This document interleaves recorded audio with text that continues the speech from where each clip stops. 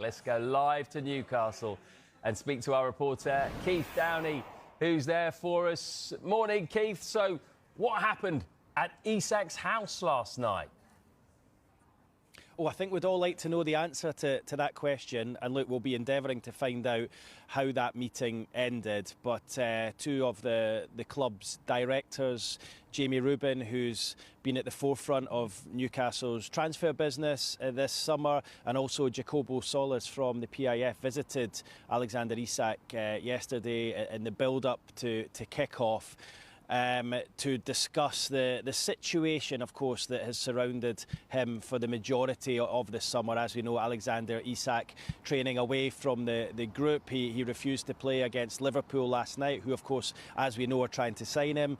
Refused to play against Aston Villa in the season opener the week before that as well, and has been for the majority of the summer agitating to leave the football club. Now, it'll be interesting to see what comes out of that meeting, whether it was a case of a last try from the PIF, the club's owners, to try and convince Alexander Isak to stay. I would suggest with the promise of a new contract, a pay rise, and the ability to maybe leave next summer, or was it a discussion to say, look, yes, you could actually move on to Liverpool, because as we know, they are still interested in signing the Newcastle striker. And of course, just to add intrigue and an extra mystique to the whole situation, of course, it was Liverpool who were playing Newcastle here last night here at St James's Park, and of course left with a 3-2 win thanks to that 100th minute winner. So there was a sting in the tail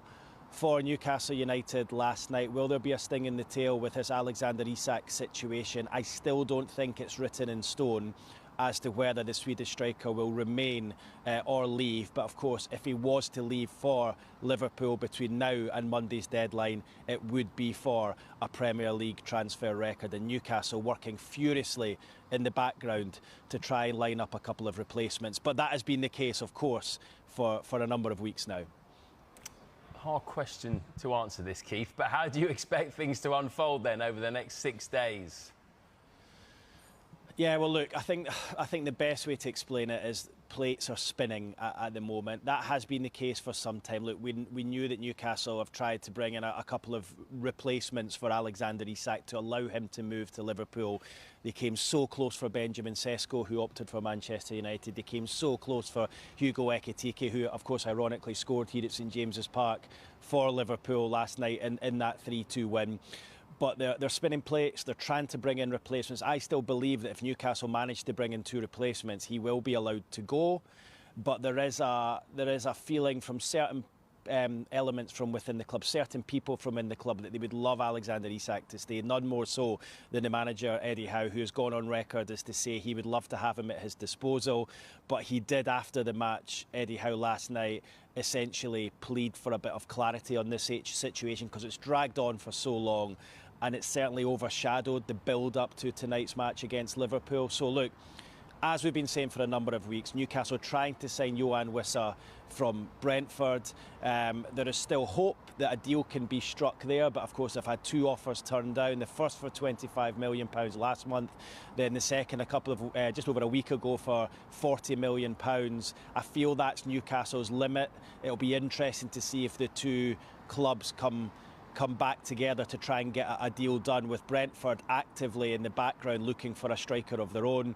And the second is the news that we brought to you yesterday, that Newcastle had a £50 million offer to Wolves turned down for their striker Jørgen Strand Larsen. £50 million package, all up front, no add-ons, turned down. Wolves say they want to keep him, they can't lose him. They've lost a number of players this summer. It'll be interesting to see whether Newcastle go back in with a second offer there. But look, they are very active. They're still trying to sign players this transfer window, and I think that is because there's still a chance, a decent chance, that Alexander Isak could leave between now and Monday's deadline. A lot can change in the next 5 or 6 days, and it's a very, very fluid situation here at St James's Park right now. Great stuff. Cheers, Keith. OK, well, that is the Newcastle perspective. Let's get to Peter Stevenson and have a Liverpool perspective now. Afternoon, Peter.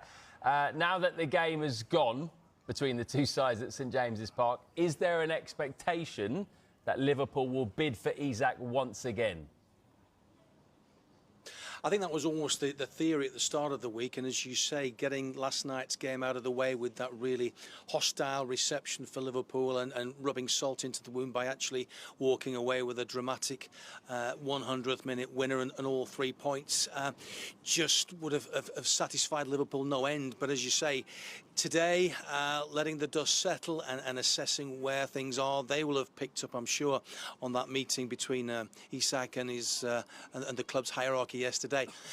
You sense that Liverpool at the moment maybe just have to be a little bit patient. Maybe they will wait for encouragement before deciding their next move, and whether that next move involves increasing their bid, we don't really know at this stage. It's been all quiet this morning, as Keith was alluding to there.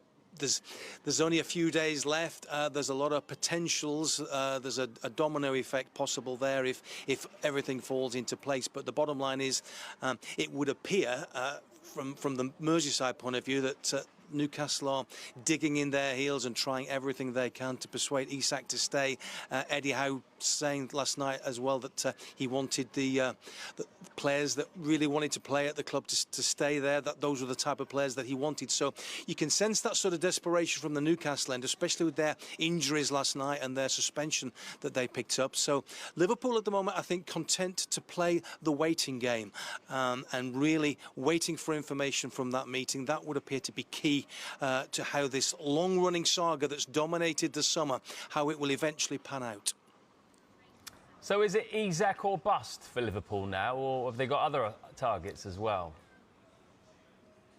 Well, if you look at the opening two results, the evidence of that suggests that, weirdly, scoring goals for Liverpool at the moment and wanting a top striker doesn't appear to be too much of a problem. They scored 4 against Bournemouth. They scored 3 last night. And in many ways, they seem to have plenty of options up top.